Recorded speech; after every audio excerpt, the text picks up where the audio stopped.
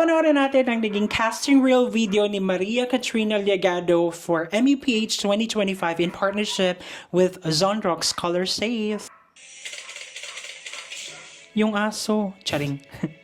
When I first joined Miss Universe Philippines 2022, that she's just beautiful, that girl can't talk, she has no substance, and all these hurtful words. But right now, I am showing up. I am trying once again Miss Universe Philippines, and now I am back stronger, and I know I'm just keeping my core, and I just listen to those people who surrounded me with love.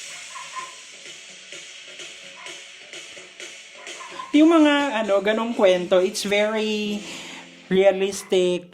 It's from their experience kasi parang na-witness natin yon, and it's so sad na even personally, siguro kahit ako, sometimes we tend to misjudge other people, let's say, or especially yung mga queens sa Q&A na parang ginagawa na nating basehan ng kanilang intelligence, ng even ng kanilang buong pagkatao, yung either nakasagot sila or hindi. Initially, yun yung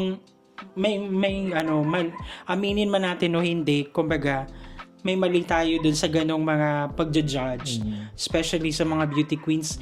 And kudos to them to let themselves be put on the spotlight and be judged by other people. Ang hirap nun. Ang hirap kaya. And a microscope. Ang ganda ng damit niya and how she extended it. Tsaka yung paano niya nirampa sa runway. Nadala niya ng maayos, and kahit na ganun yung cut, very, kumbaga na-aura niya yung flow ng dress. Ganun. Saka naman ibigay natin sa kanila yung kumbaga utmost respect, lalo sa mga kandidata kasi 'di ba, imagine ang dami nila and just to be there and just hoping na makuha nila yung corona, it's a big thing kasi maraming stages yung pinagdaanan nila just to be there.